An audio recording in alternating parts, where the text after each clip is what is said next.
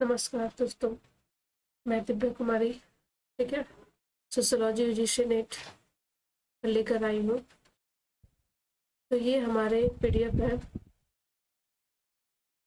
इससे मैं आपको पढ़ाऊंगी। सबसे पहले मैं आपको जो यूजीसी नेट का सोशियोलॉजी का जो सिलेबस है क्या है उसको जान लेना चाहिए। किसी भी चीज़ों को पढ़ने से पहले हमें सिलेबस पता होना चाहिए। ठीक है, अगर सिलेबस नहीं पता होगा तो फिर हम अपने रास्ते भटक जाएंगे। देखिए गाइस, 10 इसमें होते हैं टोटल यूनिट। ठीक है, फर्स्ट है आपका एक समाजशास्त्री सिद्धांत, इसमें है फर्स्ट शास्त्रीय समाजशास्त्री परंपराएं। ठीक है, इसके अंतर्गत आपका 3 थिंकर है, इमानुएल दुर्खीम, मैक्स वेबर और कार्ल मार्क्स। ठीक है, सेकेंड है आपका संरचना प्रकारवाद एवं संरचनावाद, इसमें आपके 5 थिंकर हैं, मेलोस्की, एडवर्ड ब्राउन, टॉलकर टॉर्सन और रॉबर्ट के बटन। ठीक है, और क्लाउड लेवी स्ट्रॉस। तो सबसे पहले आप यह समझेंगे कि मैम मुझे ये क्या बता रहे हैं। तो ये आपके 10 यूनिट है, इसमें एक यूनिट में आपके इतने सारे दिए हुए हैं। ठीक है, फिर देखिए थर्ड नंबर आपका व्याख्यात्मकता एवं निर्वाचनात्मकता परंपरा है। आपको कुछ भी नहीं पता है तो और भी अच्छी बात है अगर इस मेरे वीडियो में आए हैं, क्योंकि जिसे ना पता हो उसको ज़्यादा समझ आता है। ठीक है, तो आपको ये नहीं पता चलेगा कि व्याख्यात्मकता क्या है। एक सेकंड मैं पेन ले लूँ।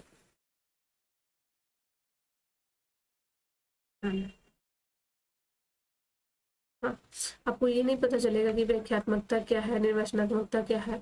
तो मैं सब बताऊँ, टेंशन लेने की बात नहीं है। मैं सिर्फ अभी आपको सिलेबस दिखा रही हूँ किसमें यूजीसी नेट में कितने सारे सिलेबस आते हैं। ठीक है, 10 यूनिट रहते हैं, 10 यूनिट को आपको अच्छे से पढ़ना है और कुछ नहीं। और जो हल्का फुल्का जानकारी होगी मैं यूट्यूब पर आपको देती रहूँगी। ठीक है, देखिए 4 में है आपका उत्तर आधुनिकता, उत्तर संरचनावाद एवं उत्तर उपनिवेशवाद। इसके अंतर्गत भी इतने सारे थिंकर है हमारे नॉर्थ में। पहला है प्यारे वेद्यू, एडवर्ड शेड, प्यारे वेद्यू, है ना। फिर है आपका मिसेले फुको, यूगन यूगन हैबरमास, एथनिक गिटेंस, मैनुअल कैसल्स। ठीक है, फिफ्थ में देखिए, ये फिफ्थ नहीं है जिसका मतलब यूनिट 1 के अंतर्गत ये आपका 5th पॉइंट है। भारतीय चिंतक, भारतीय चिंतक है एम के गांधी, भीमराव अम्बेडकर, राधा कमल मुखर्जी और जीएस गुर्रे और एम श्रीनिवास। ठीक है, फिर देखिए गाइस, अब आया यूनिट 2। यूनिट 2 अब आया यहाँ पे। यूनिट 1 में हमारे 24 थिंकर है जो आपको पढ़ना है। और देखिए गाइस, यूनिट 1 में हमारे 24 थिंकर है जो आपको अच्छी तरह से पढ़ना पड़ेगा ही। और अभी चाहे आज एग्जाम हो या 2 साल पहले या 3 साल पहले, है ना, तो आपका यूनिट 1 से ही मोस्टली क्वेश्चन पूछे जाते हैं, यूनिट 1 से ही। ठीक है, तो मैं यूनिट 1 को ही सबसे पहले उसे कंप्लीट करूंगी, उसके बाद फिर मैं आपका जो यूनिट 2 है वो स्टार्ट करूंगी। यूनिट 2 आपका क्या है, रिसर्च है। ठीक है, ये आपका बेसिकली क्या है, रिसर्च है। तो रिसर्च आपका अगर फर्स्ट पेपर में हो तो उसमें भी रिसर्च पढ़ना पड़ता है। अगर आप जिसका जिसका सोशियोलॉजी है तो उसमें भी रिसर्च करना पड़ता है। तो आपको फायदा हो जाता है इसमें कि दोनों टॉपिक आपका अच्छा कवर हो जाता है। अगर आप उसमें अच्छे से कवर करना चाहते हैं तो उसमें आपकी अच्छी से हो जाएगी, अगर आप इसमें अच्छे से कवर करना चाहेंगे तो आपको इसमें हो जाएगी। ठीक है, तो डरने की कोई बात नहीं है। रिसर्च अगर फर्स्ट पेपर में भी है और सेकेंड पेपर में भी, सोशियोलॉजी में सेकेंड पेपर में भी। ठीक है, और फिर देखिए गाइस, रिसर्च में आपका है सामाजिक यथार्थ की अवधारणा, इसमें विज्ञान का दर्शन, सामाजिक विज्ञान में वैज्ञानिक विधि और ज्ञान मीमांसा, व्याख्यात्मकता परंपराएं, है ना। पहले हम आपको एक बार सिलेबस से मिला देते हैं, उसके बाद फिर सिलेबस से अगर दोस्ती हो जाएगी तो फिर आपकी कोई भी चीज है ना आसान हो जाती है। बोलते हैं ना, जब रास्ते में जब जब मुझे जाना है उससे पहले रास्ते पता होना चाहिए, तो रास्ते पहले पता होना चाहिए, उससे जाने से पहले रास्ते पता होना चाहिए, उससे हमारे जो जाने का रास्ता है वो आसान हो जाती है। तो पहले सिलेबस से दोस्ती कीजिएगा। देखिए शोध रिसर्च में आपका इतना पढ़ना पड़ेगा, विज्ञान का दर्शन, है ना, सामाजिक विज्ञान में वैज्ञानिक विधि, ज्ञान में, ये पूरा हिंदी मीडियम का है गाइस, इंग्लिश में इंग्लिश मीडियम नहीं रहेगी। जो भी स्टूडेंट अगर हिंदी मीडियम में करना चाहते हैं तो उसके लिए मोस्ट वेलकम। ठीक है, हिंदी मीडियम का ही बैच है। इंग्लिश मीडियम में बहुत से यूट्यूबर है बोलते हैं हिंदी मीडियम है लेकिन इंग्लिश मीडियम पढ़ाते हैं। ऐसा करने हम ऐसा काम करने की कोशिश ना करेंगे, पूरी हिंदी मीडियम में ही रहेगी, है ना। इंग्लिश आपको कहीं भी नहीं दिखेगी क्योंकि अभी सीबीटी जो माध्यम लिया जाएगा आपका हिंदी होगा ना, तो आपको लैंग्वेज इंग्लिश सिलेक्ट करना पड़ेगा। अगर आप दोनों देख सकते हैं उसमें टाइम आपको ज़्यादा थोड़ा टाइम लगेगा, है ना। अगर मैनेज कर लेते हैं तो आप मतलब ठीक है, स्मार्ट है तो फिर कोई बात नहीं, लेकिन जो स्मार्ट नहीं है वो चाहेगा कि मैं इंग्लिश में भी करूँ और हिंदी में भी करूँ, तो उससे टाइम आपका ज़्यादा जाएगा और दूसरी बात कि आप मतलब अच्छे से नहीं कर पाएंगे। तो मैं आपको सजेशन दूंगा कि आप जो भी करना चाहते हैं, इंग्लिश में करना चाहते हैं तो प्रॉपर्ली इंग्लिश में कीजिए, हिंदी में करना चाहते हैं तो प्रॉपर्ली हिंदी में कीजिए, है ना। मैं आपको एक ही सजेशन दूंगी, आप जिसमें भी करना चाहते हैं। तो मैं तो हिंदी में करवाऊंगी गाइज। अगर आप इंग्लिश में करवाना चाहते हैं तो बहुत सारे चैनल खुले हुए, आप इंग्लिश में आराम से जाकर कीजिए, कोई टेंशन की बात नहीं है। तो उन लोगों के स्टूडेंट, उन लोगों के छात्रों जो हिंदी में उनकी प्रॉब्लम होती है, तो उनके लिए सोशियोलॉजी आज से अब से बहुत ईजी हो जाएगी। ठीक है, कोई डरने की बात नहीं है। मैं अभी 50 दिन बचे हैं गाइज, तो 50 दिन में आपको 50 दिन में मैं आपको सारे कुछ कंप्लीट करवा दूंगी, है ना। टेंशन लेने की बात नहीं है, जो पढ़े वो भी और जो ना पढ़े वो भी। ठीक है, तो डरने की इसमें आपकी कोई बात नहीं है। ठीक है, तो अब देखिएगा ये है आपका सामाजिक यथार्थ की अवधारणा। एक सेकेंड,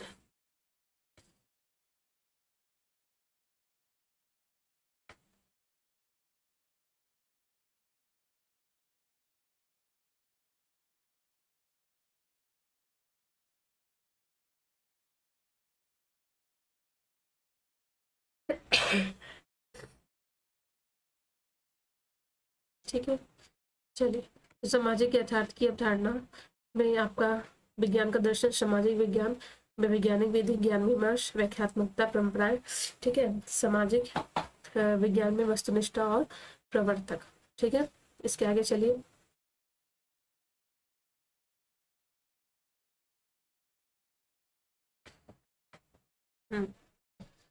आचार शास्त्र तथा राजनीतिक शास्त्र। फिर देखिए यूनिट 2 के अंतर्गत ही आपका 2 है, शोध, अभिकल्प और निरूपण, और आपका क्या बोलते हैं, डाटा तथा प्रलग पठन, आगमन तथा निगमन, तथ्य, संबोध और सिद्धांत, प्रकल्पना, हाइपोथेसिस जिसको बोलते हैं, रिसर्च एंड उद्देश्य। ठीक है, तो मैं हिंदी में बोल रही हूँ लेकिन आपको पूरा इंग्लिश, मतलब मैं थोड़ा हल्का फुल्का हाइपोथेसिस ये सब बोल रही हूँ क्योंकि आपको थोड़ा समझने में इजी हो जाएगी, लेकिन पूरी तरह से मैं हिंदी में दूंगी। ठीक है, ये बैच हिंदी के लिए है, इंग्लिश के लिए नहीं। ठीक है, अब आ जाएगा इस थर्ड नंबर चलते हैं।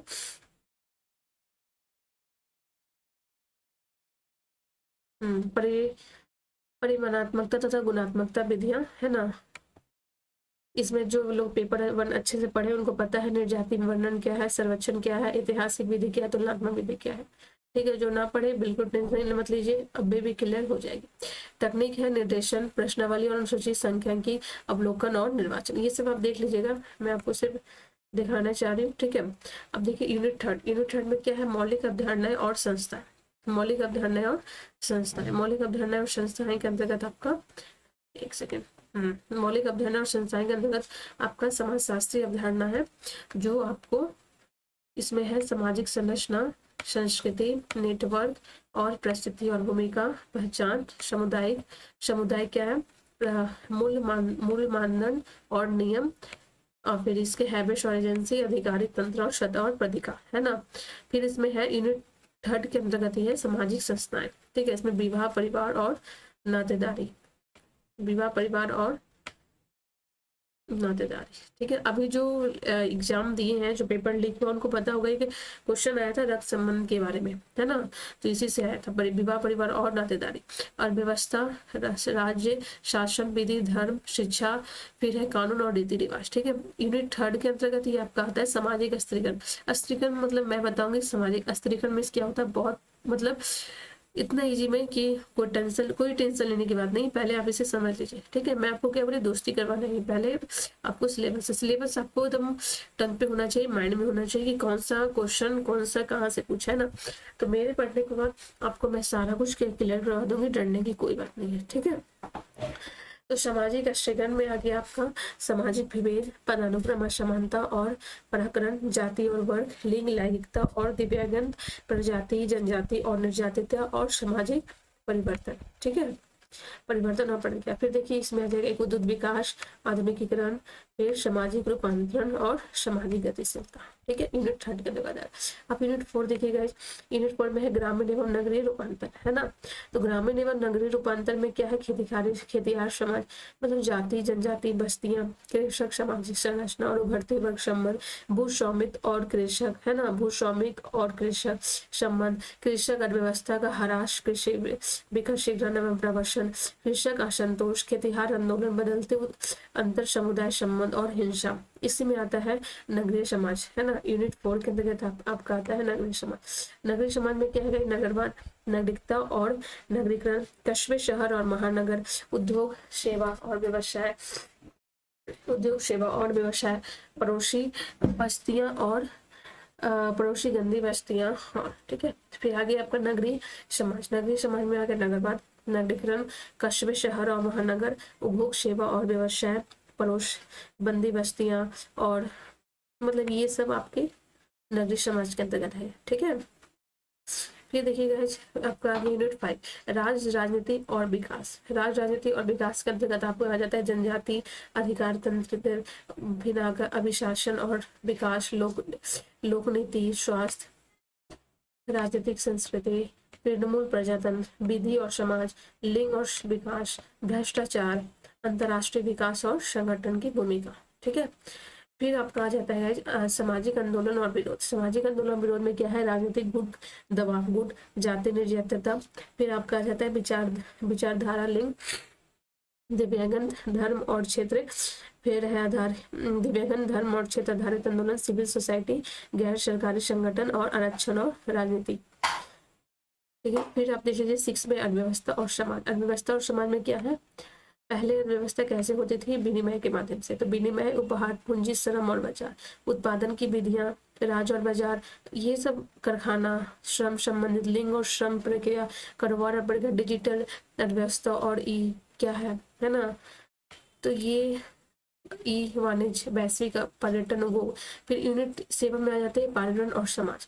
पर्यावरण और समाज में क्या था, सामाजिक और सांस्कृतिक परिस्थिति, प्रौद्योगिकी, देशीय ज्ञान, लिंग और पर्यावरण, वन नीतियां, आदिवासी, अपवर्जन, परिस्थिति ह्रास और प्रवास, विकास विस्थापन, पर्यावरण प्रदूषण, जन स्वास्थ्य और प्रदा। फिर यूनिट 8 में आ जाता है गाइस पर्यावरण और समाज, सामाजिक और सांस्कृतिक परिस्थितियां, प्रौद्योगिक परिवर्तन, कृषि और जैव विविधता, देशीय ज्ञान प्रणाली, देशीय औषधि, लिंग और पर्यावरण, वन नीतियां, आदिवासी, परिस्थिति ह्रास, विकास। ये एक बार आप देख लीजिएगा, ठीक है। मैं आपको ये पीडीएफ दे दूंगी परिवार, विवाह और नातेदारी के अंतर्गत। ऐसे नहीं, मैं आपको इसलिए दे रही हूँ ना क्योंकि ये जितने भी हमारे हैं परिवार, विवाह और नातेदारी, इसमें आपका पहला क्या हो जाता है, सिद्धांतिक उपगम और संरचना। तो पहले मैं इसी कंप्लीट करूंगी, तब मैं इस पॉइंट में आऊंगी, लिंग संबंध और शक्ति गति। ऐसा नहीं कि जैसे मैंने ये बच्ची और व्यवस्था पढ़ाकर और लिंग लैंगिकता और प्रजन में चला गया, ऐसा नहीं। मैं पूरे टॉपिक को जो इसके अंतर्गत है उसे कंप्लीट करूंगी, ठीक है। तो इसमें टेंशन नहीं लीजिएगा, आपके पास ये सिलेबस रहेगा, आप देखते रहिएगा, ठीक है। यूनिट 9 में आ गया विज्ञान, प्रौद्योगिकी और समाज, है ना। और यूनिट 10 बच रहेगा संस्कृति और सांकेतिक रूपांतर। तो मैं इसे एक बार आपको देख लीजिए।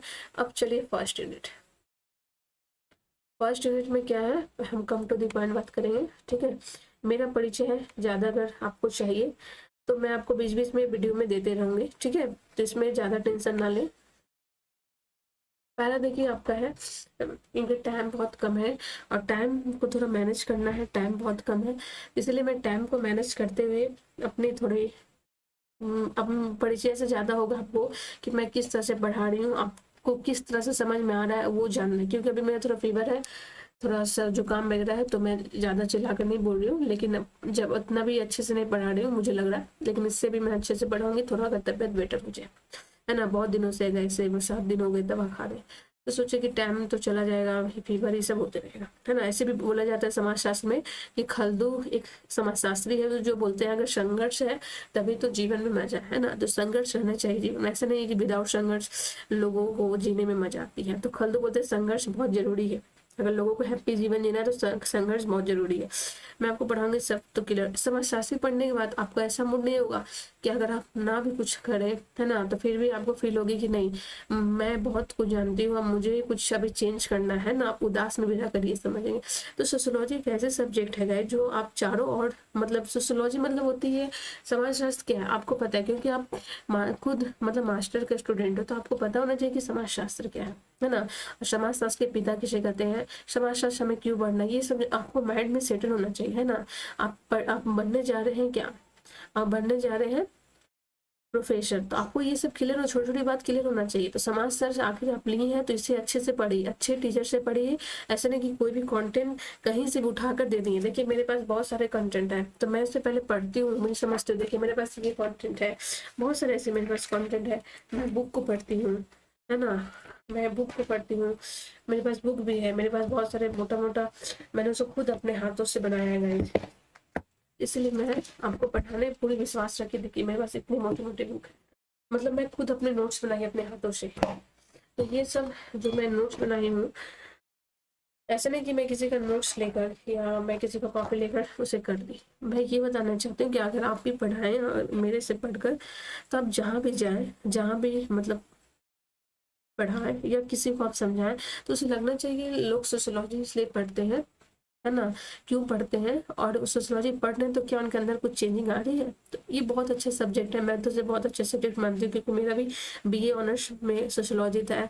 मैं जब मास्टर भी की इसमें सोशियोलॉजी है, तो मैं मेरा सोशियोलॉजी तो बहुत फेवरेट सब्जेक्ट है, इसलिए कहीं भी कुछ हो तो मैं घबराती नहीं हूँ, है ना। अब देखिए guys, come to the point बात करेंगे, बीच बीच में आपको थोड़ी थोड़ी बात मैं बताते रहूँगी, ठीक है। पिछले मतलब इस बार या मैं पिछले कई से अगर मैं उठाऊं पेपर, मेरे पास पेपर भी है, मैं आपको दिखा दूंगी, अगर मुझे 1-2 मिनट का टाइम दे तो मैं पेपर भी मेरे पास है। एक सेकेंड,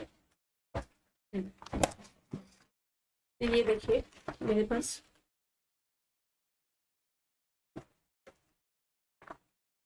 इस बार की मेरे पास हाथ में पेपर है, ठीक है, देख रहे हैं। तो ये जो मेरे पास पेपर है इसमें देखिए सॉल्व किया हुआ है, ठीक है। मुझे इससे पता चला, इस बार जो यूजीसी नेट पेपर लीक हो गया, मुझे इससे ये पता चला गाइज कि जो हमारे पेपर 1 में फर्स्ट यूनिट है बहुत ज़्यादा इम्पोर्टेंट है। फिर से सुन लीजिए, जो फर्स्ट यूनिट है बहुत बहुत इम्पोर्टेंट है, ठीक है। मैं बोल रही हूँ फर्स्ट यूनिट बहुत इम्पोर्टेंट है, कॉल करेंगे, ठीक है। सॉरी गाइज, फर्स्ट यूनिट जो है बहुत इम्पोर्टेंट है। अब फर्स्ट यूनिट में कैसे इम्पोर्टेंट है, मैं भी 2 मिनट मुझे टाइम दीजिए, मैं आपको बता रही हूँ कैसे इम्पोर्टेंट है।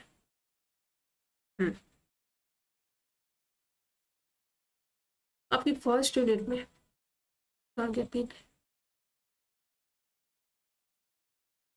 पिन लिया हुआ है ना, हाँ। ये फर्स्ट यूनिट मिलाकर टोटल अगर मैं देखूं, दिख रहे हैं आप लोग को 28,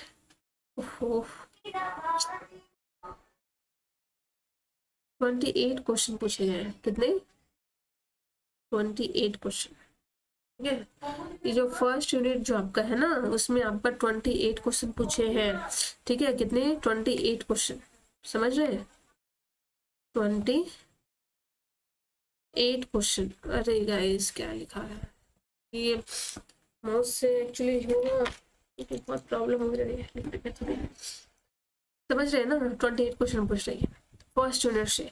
अब 28 इंटू अगर आप कर दें तो कितने हो जाएंगे? 56 मार्क्स,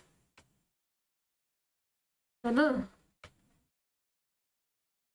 56 मार्क्स का सिर्फ फर्स्ट यूनिट। मतलब समझ रहे हो आप क्या मैं बोलना चाह रही हूँ? मतलब फर्स्ट यूनिट से 28 क्वेश्चन पूछे गए हैं।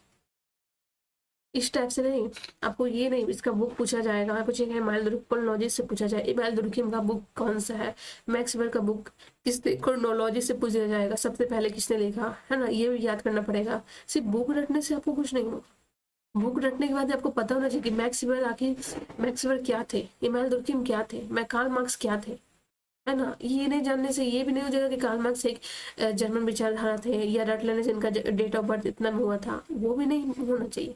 वो तो ठीक है, आजकल तो डेट भी बहुत ज़्यादा इम्पोर्टेंट हो गया, लेकिन आपको पूरी डिटेल पता होना चाहिए कि कार्ल मार्क्स आखिर पढ़ रहे हैं तो कार्ल मार्क्स क्या मतलब चेंजेस लाना चाहते थे हमारे इस समाज में, है ना। मैक्स वेबर क्या चेंजेस लाने चाहते थे हमारे इस समाज में, इमैनुएल दुर्कheim क्या किया था, है ना, क्या किए थे, और मेरे नज़र से इन्होंने मतलब अब मुझे क्या करना चाहिए, मतलब ये आपको समझ होना चाहिए उन्होंने थिंकर जो है उन्होंने क्या क्या दिया समाज के तौर पर, है ना, व्यक्ति की नज़रों के तौर पर, तो ये आपको पता होना चाहिए, है ना। तो फर्स्ट यूनिट से 28 क्वेश्चन पूछा गया है।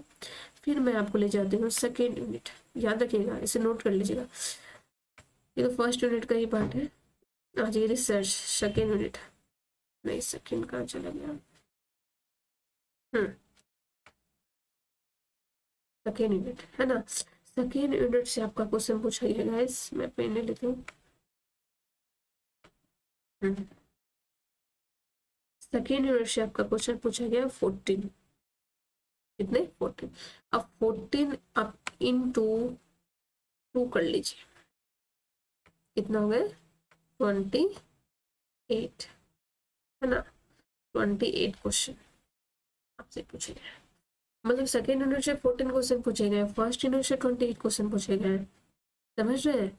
अब थर्ड देखिए, मैं इधर मेंशन नोट कर देती हूँ, है ना। यूनिट फर्स्ट से कितने पूछे गए, इधर नहीं नोट हो रहा है, यूनिट हमारा फर्स्ट से कितने पूछे गए 28, ठीक है, और यूनिट सेकेंड से कितने पूछे गए 14। सोच लीजिए कितना इंपॉर्टेंट है, मतलब मुझे ज़्यादा किसे देना है आपको पता होना चाहिए।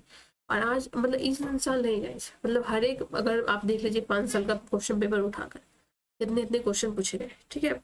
अब यूनिट थर्ड से कितने क्वेश्चन पूछे गए गाइस 5, यूनिट फोर्थ से कितने क्वेश्चन पूछे गए 3, मतलब इस बार का मैं बात कर रही हूँ। यूनिट 5 से कितने क्वेश्चन पूछे गए 11, ठीक है।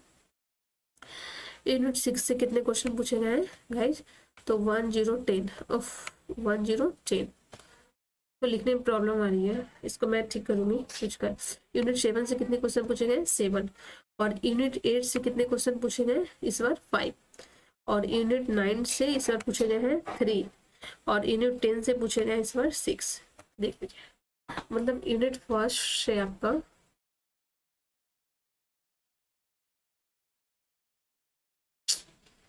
बहुत प्रॉब्लम हो जाती है इस फर्स्ट में। अच्छा चलो, हाँ मैं पेन चेंज कर लेती हूँ थोड़ा।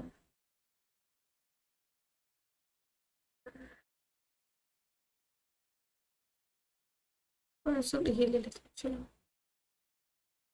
तो मुझे यूनिट फर्स्ट से 28 क्वेश्चन पूछे गए, यूनिट सेकंड से 40, यूनिट थर्ड से 5, यूनिट फोर से 3, यूनिट 11, यूनिट कितने से, अच्छा वो रिकॉर्डिंग तो हो रहा है ना, मैं एक बार चेक कर लूँ, ठीक है।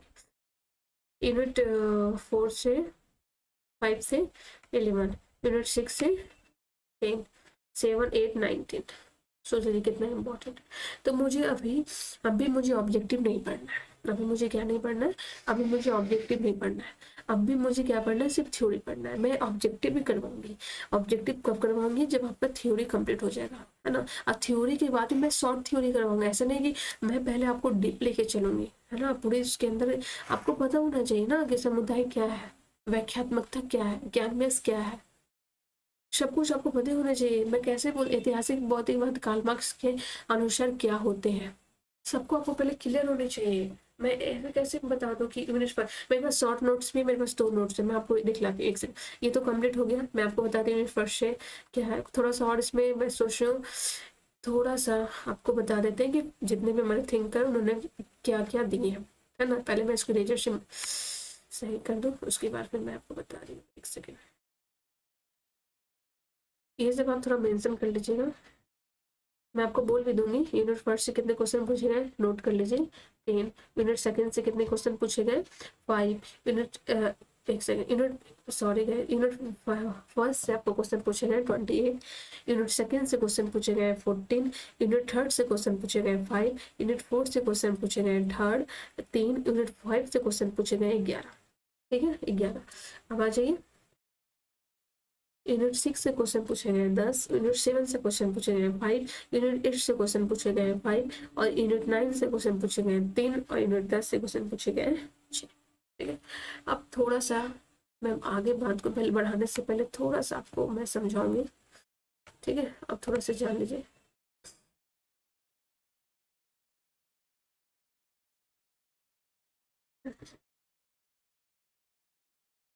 देखिए, मैं आपको बताना चाहूंगी इमानुएल दुर्कheim क्या थे, है ना। इमानुएल दुर्कheim क्या थे? इमानुएल दुर्कheim बोलते थे ना कि समाज जो है ना, समाज ने ही इंसान को बनाया है, समाज ने इंसान को बनाया, क्योंकि मनुष्य क्या है, एक सामाजिक प्राणी है। समझ रहे? इमानुएल दुर्कheim बोलना चाहते थे कि समाज जो है इंसान को बनाया है। समझिए, समाज जो है इंसान को बनाया है, इंसान समाज को नहीं बनाया है ना। समाज है, हम जो चारों ओर सोसाइटी में रहते हैं, वो समाज मुझे बना दिया है इंसान। समझ रहे हो? और इंसान को बनाया है, समाज ने ही मुझे बनाया है।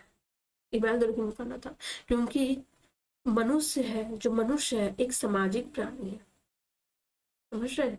मतलब आप घर में बैठे हो, ठीक है, आपको आप आराम से पढ़ाई कर रहे हैं, कोई डिस्टर्ब नहीं कर रहे हैं, ठीक है।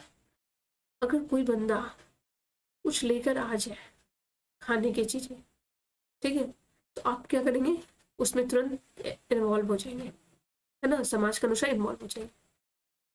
ओके, अगर कोई व्यक्ति, आप पढ़ाई कर रहे अचानक से कॉल आ जाए, है ना, कि फलना के बेटी ने मतलब प्रोफेसर बन गया या कुछ अच्छा मतलब कर गया, तो आप उसमें इन्वॉल्व, आपका माइंड उधर इन्वॉल्व हो जाएगा। समझ रहे हो ना? तो मतलब इमानुएल दुर्कheim करना था कि सब, मतलब इमानुएल दुर्कheim करना था, अगर हम देखें तो उनका कहना था कि नहीं, मनुष्य क्या है, सामाजिक प्राणी है। मनुष्य क्या है, एक सामाजिक प्राणी है, और इंसान ने ही, समाज ने ही इंसान को बना दिया। ठीक है, ये इमानुएल दुर्कheim करना था, याद रखिएगा। सब कुछ उन्होंने समाज पे दिया है। अगर व्यक्ति अलगाव भी हो जाता है ना, जैसे अचानक आप सोचने लगते हो कुछ भी, मतलब पढ़ते पढ़ते गुम हो जाते हो, तो उनका वो भी कहना है कि वे अगर मतलब व्यक्ति, मान लीजिए आपका अचानक से रिजल्ट खराब आ गया, आप घर पे किसी को बताए नहीं, ठीक है, तो आपने घर पे तो किसी को बताया नहीं, ठीक है, तो उनका कहना है कि अगर व्यक्ति, आप अलगाव हो गए, आप कहीं जाकर कहीं पर आराम से बैठ जाएंगे, तो उनका कहना है कि अगर व्यक्ति अलगाव भी हो जाता है ना, तो समाज ने ही व्यक्ति को अलगाव कर देती है, समाज ने ही व्यक्ति को अलगाव कर देती है। ठीक है, क्योंकि मनुष्य, क्योंकि अलगाव कई तरीके से आते हैं, ठीक है, अलगाव कई तरीके से आते हैं, जैसे अब इसका बहुत डीप है ना। समाज के तौर पर देखा जाए तो अलगाव आते हैं, ठीक है, समाज के तौर पर देखा, मतलब व्यक्ति इसलिए अलगाव, एक सेकंड, अलगाव कई तरीके से आते हैं, ठीक है, अलगाव कई तरीके से आते हैं। अगर हम अलगाव का बात करें तो अलगाव समाज से भी आता है, अलगाव व्यक्ति को, कई थिंकर ने, कई कई मतलब ऐसे थिंकर है जो उन्होंने अलगाव के बारे में बताया है। अलगाव व्यक्ति, अगर अलगाव खुद से भी आती है, ऐसा नहीं है कि अलगाव खुद से नहीं आती। अगर व्यक्ति मतलब भगवान का ध्यान करे तो अलगाव खुद से भी आ जाती है ना। तो उन्होंने अलगाव के बारे में बताया, उसने भी अलगाव को, इसने यह समझाया कि समाज ने ही अलगाव को दिया है, बढ़ावा दिया है ना, समाज ने अलगाव को, मतलब इमानुएल दुर्कheim ऑब्वियसली अगर उनको मोटे तौर पर देखा जाए तो उन्हें समाज को ही हर कुछ थोपा है। ठीक है, ये सब हो गया इमानुएल दुर्कheim की बात। अरे यार, पेन निकली, ये हो गई इमानुएल दुर्कheim की बात। अब आ जाइए मैक्स वेबर। मैक्स वेबर का क्या पॉइंट ऑफ व्यू था? मैक्स वेबर का क्या पॉइंट ऑफ व्यू था? मैक्स वेबर ने बताया कि व्यक्ति से समाज बनता है ना। इमानुएल दुर्कheim बोले नहीं, समाज से व्यक्ति बनती है। मैक्स वेबर नहीं, समाज से व्यक्ति कैसे बन सकती है, गए समाज तो पहले से है ना। मैक्स वेबर बोले समाज तो पहले से ही है, व्यक्ति से समाज बनते हैं।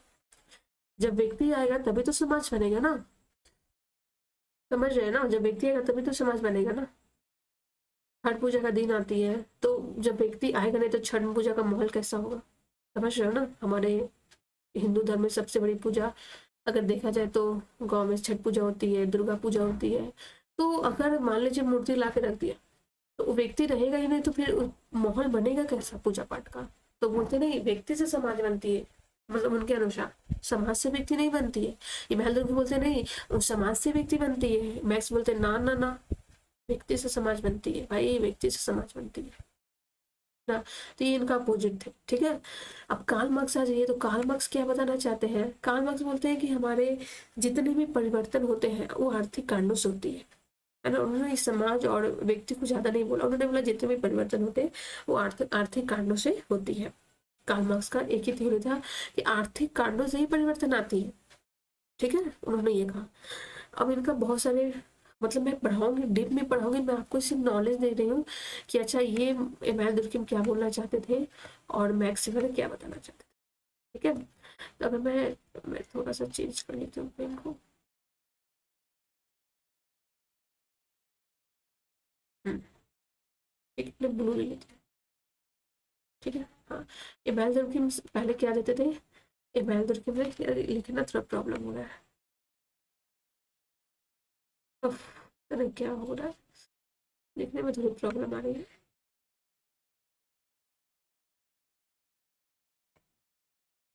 अच्छा मैं इसको पीडीएफ दे दूंगी, ठीक है, आपको लिखने में थोड़ा प्रॉब्लम आ रही है।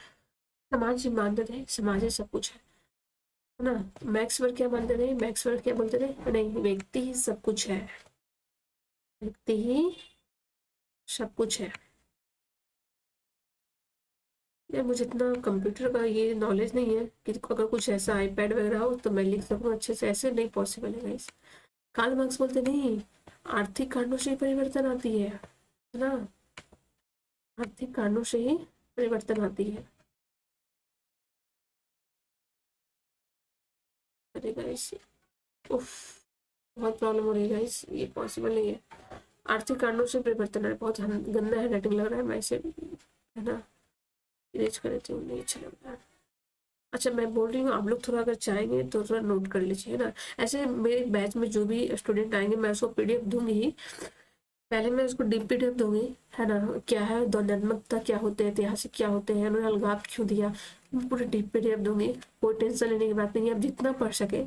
फिर भी मैं उसको लिखवाऊंगी, मतलब पीडीएफ अलग रहेगा, मैं अपने भाषा में लिखवाना चाहूंगी ताकि आप एग्जाम से पहले एक बार मेरे नोट्स को पढ़ ले, ताकि आपको इजी समझ में आ जाए। जैसे मैं एक होता है पीडीएफ उसको पढ़ना आपको लगेगा वाह कितना टाइम लग जाएगा, एक मैं अपने लैंग्वेज में आपको लिखवा दूँ, अपनी भाषा में आपको समझा दूँ तो तुरंत आपको समझ में आ जाएगा, ठीक है। जैसे मैं इमानुएल दुर्कheim को बोली कि सबसे पहले इमानुएल दुर्कheim क्या बोलते हैं बताना चाहते हैं कि नहीं समाज ही सब कुछ है ना, समाज ही अगर कुछ भी हो रहा है तो समाज को थोपते हैं। मैक्स वेबर क्या बताना चाहते हैं, मैक्स बोलते नहीं समाज नहीं सब कुछ है, व्यक्ति सब कुछ है। कार्ल मार्क्स क्या बनाना चाहते, कार्ल मार्क्स बोलते नहीं आर्थिक आर्थिक कारणों से तो परिवर्तन आता है ना, कार्ल मार्क्स कहना चाहते हैं। तो ये बहुत ईजी लैंग्वेज में समझ आ गया, समझ रहे। अब मैं आपको की पॉइंट में बताऊंगी कैसे एग्जाम में पढ़ना है, ठीक है। अभी थोड़ा आज मेरा डेमो क्लास है तो आप लोग देख लीजिए, ठीक है।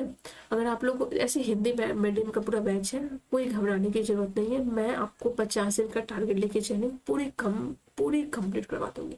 एक बार नहीं, एक बार मैं आपको पूरा डिप से पढ़ाऊंगी, फिर मैं आपको शॉर्ट में देंगे, मैं आपको सब कुछ मतलब दिखाऊंगी। ऐसे बोलकर मेरा काम नहीं चलेगा ना, मैं आपको प्रूव करके दिखाऊंगी। अच्छा ये शॉर्ट नोट्स भी मैंने बनाया, डिप नोट्स भी मैंने बनाया, तो मैं इस पीडीएफ में लेके आई, पहले से थोड़ा समझा देते हैं उसके बाद फिर मैं लेके चलूंगी। अब आ जाइए संरचना प्रकारवादी क्या है, ब्राउनियो मैनस्की।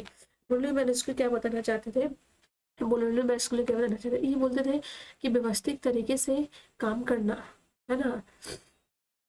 अरे यार इन्होंने आवश्यकता, अरे यार अब मैं लिखूंगी नहीं, ठीक है, ऐसे टाइम वेस्ट हो जाएगा, टाइम चला जाएगा। थोड़ा मैं समझा देती हूँ जल्दी जल्दी आपको। हाँ, संरचना प्रकारवादी क्या होता है, मतलब व्यवस्थित, पहले संरचना मतलब समझिए स्ट्रक्चर। संरचनावाद क्या होता है, व्यवस्थित तरीकों से कोई काम को करना, प्रकारवाद, ठीक है। प्रकारवाद क्या है मैं आपको ये बताऊंगी नेक्स्ट वीडियो में। संरचनावाद क्या मैं लिखवाऊंगी यार, आप इतना टेंशन मत लो, मैं भी शॉर्ट में समझा रही हूँ, ठीक है। तो ब्रोनिस्ली मेलिस्को क्या बताना चाहते थे, वो बोलना चाहते थे कि व्यवस्थित तरीके से काम करना ही क्या है संरचना प्रकारवादी। उन्होंने आवश्यकताओं पर अत्यधिक बल दिया। मेलोस्की बोलना चाहते थे जैसे हाथ का काम हमारा क्या होता है, खाने का या किसी वजन उठाने का या लिखने का, नाक का काम क्या होती है सुगंध लेने का, मतलब हर कुछ का व्यवस्थित तरीके से काम करना ही हमारा संरचना प्रकारवाद है। तो ब्राउन ने ये बताया। ए आर रेडक्लिफ ब्राउन ने क्या बताया, ए आर रेडक्लिफ ब्राउन ने सीधे से बताया, इन्होंने भी बोला समाज से ही व्यक्ति बनती है, मतलब ये भी इमाल दुर्खिम के थे, लेकिन एयरलिटली उन्होंने संरचना, उन्होंने स्ट्रक्चर बोला कि नहीं वो हमारे चेंज होते हैं। तो ये मैं आपको समझाऊंगी। तो हमारा समासी व्यक्ति हैं। टारगेट पर्सन क्या बताए गए, टारगेट पर्सन ऑब्वियसली बताना चाहते हैं कि सामाजिक क्रिया का सबसे बड़ा देन है। इन्होंने क्रिया मतलब एक्शन पर, एक्शन के बात बताया टारगेट पर्सन। जैसे व्यक्ति अगर हाँ, व्यक्ति अगर सोचता है तो क्यों, मतलब वो नहीं, लेकिन एक्शन पर हर कुछ क्रिया पे बताए। उन्होंने कहा कि अगर सिद्धांत बने हैं तो उसे मान भी लेना चाहिए, टारगेट पार्सेस ने कहा। और भी बहुत कुछ इन्होंने बताया। तो ये हमेशा सामाजिक क्रिया पे बल दी। ठीक है। रॉबर्ट के मटर ने क्या बताया गया, रॉबर्ट के मटर ने ऑब्वियसली बताना चाहते थे कि शरीर का काम जिस तरीके से हमारा होता है ना, हमारे शरीर में जितने भी जिस तरीके से हमारे शरीर का काम होता है, उसी प्रकार समाज का कार्य भी होता है ना। जैसे शरीर में अगर मान लो जैसे मेरा फीवर है ना, या मेरी सर्दी है, तो कुछ ऐसे चीज होते हैं जो हमारे मतलब रह कर भी काम करते हैं, तो हमारे शरीर में। इसी तरह हमारे समाज में भी कुछ ऐसे चीज होते हैं जो व्यक्ति अगर ना रहने के बाद भी वो काम होती है। तो वही बोलते हैं, शरीर का जिस प्रकार से काम होती है उसी प्रकार व्यक्ति का भी समाज में काम होती है ना। उसी प्रकार समाज का भी काम होता है। शरीर का जिस प्रकार काम करता है, शरीर भी जिस प्रकार काम करता है, उसी प्रकार समाज भी काम करता है। मैं आपको बहुत अच्छा समझाऊंगी रॉबर्ट के मटन में। और प्रकट और प्रकट के बारे में बताया है ना, कि मैं डीप बाद में बताऊंगी। मैं थोड़ा भी हिंदी। क्लाउड लिव स्टोर ने क्या बताया, क्लाउड लिव स्टोर ने बताया कि भाषा और संस्कृति का संरचना जो अलग अलग होते हुए भी हमारे क्या है, एक है। मैं उनकी भाषा को समझती हूँ, तो उन्होंने बताया। अब आ जाइए थर्ड, व्याख्यात्मक निर्वाचनात्मकता प्रवणता है। जीएच मिट क्या है, जीएच मिट में बताया कि मैं और मुझे मन पर बताया। इन्होंने मैं और मुझे बताया। मैं क्या हूँ, मैं और मुझे। मैं जब स्वयं हो जाता हूँ, मुझे समाज हो जाता है ना। जैसे मैं, मेरा नाम दिव्या है, मुझे समाज हो जाता है। मतलब मैं तो खुद हूँ, मुझे समाज लोग बना देते हैं। तो वो मैं और मुझे में डिफरेंस समझाए जीएच मिट ने, है ना। और कार्ल मेनिनिम में क्या बताया, कार्ल मेनिनिम बोलना चाहते थे ऑब्वियसली गाइस कि ज्ञान परिस्थिति के अनुसार ही क्या होते हैं, बदलते रहते हैं। कार्ल मेनिनिम बोलते हैं कि ज्ञान जो है ना, जैसे अभी मैं पढ़ा रही हूँ तो मेरा कुछ और नॉलेज है, यही मैं अगर ग्रुप में बैठ जाती हूँ खाने पीने या मॉल में, तो हमारा चेंज हो जाती है नॉलेज। तो वो बोलते हैं ज्ञान परिस्थिति के अनुसार क्या होते हैं, चेंज होते रहते हैं। ठीक है। फिर उन्होंने अल्फ्रेड शोटेज क्या बताना चाहते थे, चाहिए एक व्यक्ति अन्य व्यक्तियों के संबंधों की पहचान का प्रयास एक जैसे क्यों होती है। मतलब ये बोलना चाहते थे कि एक व्यक्ति, जैसे आप क्या सोच रहे हो, है ना, एक व्यक्ति की जो अन्य व्यक्ति की जो पहचान है, उनके संबंधों की पहचान एक जैसे क्यों हो जाती है। कभी कभी हो जाती है, मतलब कभी नहीं, ऑब्वियसली हर 80% 90% मिलती है। तो उनकी जो पहचान होती है ना, वो एक जैसे क्यों आपको लगता है वो मैं जो सोच रही हूँ वो भी जो सोच रहा है। तो ये अल्फ्रेड शोटेज बोलते हैं। हैरोल्ड गार्डनविंकल क्या बोलते हैं, हैरोल्ड गार्डनविंकल बोलना चाहते हैं, उन्होंने संस्कृति मतलब उनका कहना था कि संस्कृति अलग है, व्यक्ति की व्यक्ति अध्ययन को मानता है। मतलब हर किसी की संस्कृति अलग होती है, फिर भी व्यक्ति व्यक्ति के अध्ययन को मानता है ना। ऐसा नहीं है, आप समाज में रहिए ना, उनका संस्कृति अलग है, मेरा संस्कृति अलग है। उनका रहने कहने मतलब रहने सहने, संस्कृति मतलब वो ये होती है कि आपकी जो रहने, आपका जो क्या लाइफ में जो आपका एक्टिविटी होती है, उनको कहते हैं हम लोग संस्कृति। तो संस्कृति उनका अलग एक्टिविटी होती है, फिर भी व्यक्ति व्यक्ति का अध्ययन लोग करते हैं, है ना। जैसे आप उसको नेगेटिव लीजिए या पॉजिटिव लीजिए, आपका लोग मतलब क्या करेंगे, कुछ जेलस होते हैं, कोई आपका देखकर आप उनका वो भी पढ़ाई करना चाहते हैं, है ना। तो मतलब व्यक्ति का भी लोग अध्ययन करते हैं। आप बिजनेस कर रहे हो, आप कमा रहे हो, आप नहीं कमाते थे तो आप जब कमा रहे हो तो लोग भी अब कमाना चाह रहे हैं। तो ये बोलते हैं हेरबर्ट गार्फिन। इरविन गार्फिन क्या बोलते हैं, इरविन गार्फिन बोलना चाहते हैं कि नौटंकी तथा नृत्य शास्त्र पर उन्होंने बल दिया। ठीक है। क्लिफर्ड गेज एक्चुअली बताना चाहते थे कि मानव क्रिया करेगा तो क्यों करेगा, समझ रहे हो ना। उन्होंने बताना चाहते थे कि मानव क्रिया करेगा तो क्यों करेगा। जैसे जैसे मैं अभी पढ़ा रही हूँ, मैं क्यों पढ़ा रही हूँ। जैसे कोई व्यक्ति अचानक से आ गया, है ना, उनकी आंखें में कुछ चले गई, मतलब कुछ समझ लीजिए आप, मैं बोलना चाहूंगी कि क्या बोलते हैं उसे, फंडिंग का टैप जो होता है वो चली गई आंख में, या कुछ पिल्लू टैप। तो एक आंख बंद हो गई, अचानक से उधर से एक लड़की आ रही थी, है ना, उसे देख लिया। तो उनको लगा कि वो लड़कियों को लगा कि मेरे को देखकर उन्होंने एक आंख बंद किया, है ना, एक आंख बंद। तो वो बोलना चाहते कि व्यक्ति अगर क्रिया करेगा तो क्यों करेगा, एक्शन करेगा तो क्यों करे, उसके पीछे कुछ लॉजिक होती है या उसके पीछे कुछ अवधारणा होती है। तो ये क्लिफर्ड गेजेस का कहना है ना। ठीक है। अब आज ये उत्तर आधुनिकतावादी तथा उत्तर संरचनावादी तथा उपनिषद, है ना। तो उत्तर आधुनिकतावादी में एडवर्ड शीड है। एडवर्ड शीड बताना चाहते हैं आपको कि पूर्वी जो संस्कृति को, पूर्व में जो, इन्होंने बहुत अच्छा बताया था एडवर्ड शीड। उन्होंने मतलब कि देखा और समझा भी। तो ये बताना चाहते हैं जो पूरब में जो संस्कृत का जो स्थापित है, उन्होंने पूरब और पश्चिम को अलग कर दिया और उसका जो संस्कृति को स्थापित किया, और उन्होंने प्राच्यवाद का कॉन्सेप्ट दिया है एडवर्ड शेड ने। पूरा डीप में बताऊंगी, शॉर्ट में बता रही हूँ। और पियारी विधि बोलना चाहते हैं कि व्यक्ति और संरचना की बात करता है, व्यक्ति जो है संरचना की बात करता है, मतलब हैबिट से संस्कृति। पियारी विधि बोलते हैं कि हैबिट से संस्कृति है। हैबिट मतलब अभी तो मैं बताया ना, आप जो दिन भर जो भी आप कर रहे हो, तो जो भी आपकी एक्टिविटी होती है वो आपकी संस्कृति है। बिहारी विधि का मिशेल फोक बोलते हैं कि जिसके पास जितना ज्ञान होगा उसके पास उतना ही पैसा होगा, है ना। मिशेल फोक क्या बोलते हैं, जिसके पास जितना ज्ञान होगा उसके पास उतना ही पैसा होगा। समझ रहे हो, मतलब ज्ञान पे उन्होंने ज्यादा बल दिया कि अगर आपके पास ज्ञान है तो आपके पास ज्ञान है तो आपके पास शक्ति है, पैसा नहीं होगा। सॉरी गाइज, मिस हो गया बोलने में। जिसके पास जितना ज्ञान होगा उसके पास उतना ही शक्ति है। अगर आपके पास ज्ञान है तो आपके पास शक्ति है, अगर आपके पास ज्ञान नहीं है तो आपके पास शक्ति नहीं है। तो ये मिशेल फोकस का कॉन्सेप्ट था, ठीक है। तो उन्होंने ज्ञान को शक्ति की तुलना में कंपेरिजन किया। अब बचा गए यूगन हैबरमास। यूगन हैबरमास क्या बोलते थे, यूगन हैबरमास में जैसे कभी कभी लड़ाई हो जाती है, मान लीजिए आपकी कोई फ्रेंड हो, या मैं अगर समझाना चाहूंगी तो मैं आपको बोलूंगी आजकल, मतलब आजकल ऐसे नहीं बोलूंगी, मतलब जितने भी आप पश्चिम में देख लीजिए तो सब बॉयफ्रेंड लेके लड़के लोग और लड़का लोग गर्लफ्रेंड लेके रहते हैं, मतलब मोस्टली, मैं तो बोलूंगी मोस्टली रहता है, ठीक।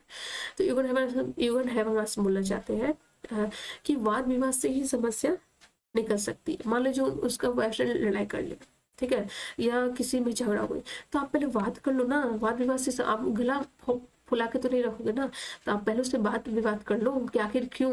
तो वाद विवाद कर लो, समस्या सॉल्व हो जाएगी। जितना गला फुला होगा उतना समस्या बढ़ेगी। तो उन्होंने ये भी कहा, अच्छा मैं लाइट ऑफ कर दूं एक, गर्मी थोड़ा लग रही थी, ठीक है। तो उन्होंने बोला कि वाद विवाद से ही समस्या निकल सकती है, वन हैबर मस्त बोला, ठीक है, ज्यादा उसमें बल दिया। अब आ जाइए एथनिक गिटरेज। एथनिक गिटरेज ने क्या बोला, इन्होंने बोला कि आधुनिकता सिद्धांत पर विशेष तौर पर याद किया जाता है। आधुनिकता को हम सिद्धांत पर विशेष तौर पर याद करते हैं, है ना।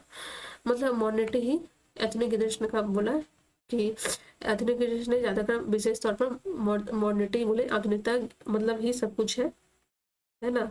मैनुअल केसेस ने द नेटवर्क सोसाइटी ने दिया, द नेटवर्क सिटी सोसाइटी, मतलब हर कुछ नेटवर्क हो गया है। जैसे मैं आपको पढ़ा रही हूँ तब नेटवर्क के माध्यम से, तो मतलब ये डिजिटल मार्केटिंग जो हो चुकी है ना गाइस, वो पूरे नेटवर्क पर आधारित है। और आज आगे भी आधुनिकता में नेटवर्क ही आई थिंक सब कुछ हो जाएगा। तो उन्होंने मैनुअल केसेस नेटवर्क पर बल देते हैं, ठीक है। अब आ जाइए भारतीय हमारे चिंतक। ये बहुत अच्छे से जानते हैं आप लोग, गांधी जी को बहुत दिन से पढ़े, ऐसे भी लिखते थे क्लास 12 में। हमारे महात्मा गांधी जो जिसे बापू करके पुकारते हैं, है ना। तो आप लोग को पता होगा एम के गांधी के बारे में। महात्मा गांधी हमारे थे। तो ये महात्मा गांधी, इन्होंने क्या कहा, अहिंसा पर बल दिया, हरिजन सेवा की स्थापना की, है ना। अहिंसा पर बल दिए और उन्होंने हर कुछ को परिवर्तन की बात की, ऐसा नहीं कि बदलने की बात की। भीमराव अम्बेडकर इसके अपोजिट थे गाइस। भीमराव अम्बेडकर ने इन्होंने हर कुछ को बोला खत्म करो, जाति व्यवस्था के विध्वंस को खत्म करना चाहते थे, है ना। उन्होंने बहुत एक महान विचारा व्यक्ति थे, और वो बोलते थे अगर इन जाति को खत्म करके ही हमारे देश में कुछ चेंज आ सकती है। एम के गांधी बोले नहीं, इसे वर्ण मतलब वर्ण में विभाजित किया, जाति को परिवर्तन इसने बताए, लेकिन भीमराव अम्बेडकर ने उसे पूरी तरह से खत्म करना चाहते थे, ठीक है। तो भीमराव अम्बेडकर भी बहुत अच्छे से मैं पढ़ाऊंगी, अभी मैं थोड़ा नॉलेज देती हूँ, ठीक है। क्या राधा कमल मुखर्जी का उन्होंने नैतिक मूल्य पर विशेष बल दिया, नैतिक मूल्य पर विशेष बल दिया। और उसके बाद में आपके प्यारे जीएस घुरे, जो बहुत मतलब क्वेश्चन पूछा जाता है, इनका बुक क्रोनोलॉजी से बहुत ज्यादा पूछे जाते हैं। तो जीएस घुरे, जो घुरे ने जाति धर्म और परिवार नातेदारी आदि जो मुद्दे थे, है ना, उन्हें देश के समाजशास्त्र के जनक के रूप में जाना जाता है जीएस घुरे को, है ना। जीएस घुरे को देश के समाजशास्त्र के जनक के रूप में जाना जाता है, ठीक है, जीएस घुरे को। तो उन्होंने मतलब कि घुरे ने क्या, ये भी जाति धर्म और परिवार नातेदारी जैसे मुद्दे को में रखे, ठीक है। और जीएस घुरे एक हिंदू ब्राह्मणवाद राष्ट्रीय समाजशास्त्री थे जीएस घुरे। इन्होंने संस्कृत भाषा पर जोर दिया। और एम एन श्रीनिवास आ जाते गए। एम एन श्रीनिवास ये भी जातियों में परिवर्तन की बात करते हैं, बोलते हैं जाति के अध्ययन ही सब कुछ है। तो एम एन श्रीनिवास ने जाति में परिवर्तन की बात करते हैं और बोलते हैं जाति पर उन्होंने अध्ययन किया। इरावती कर्व लास्ट वर्ष गए, भारत की पहली मानव अगर विज्ञानी देखा जाए तो इरावती कर्व, ठीक है। तो मैंने इतना आपको बता दिया। अब आ जाते हैं थोड़ी मैं जो आपको बताना चाह रही हूँ, एक सेकेंड।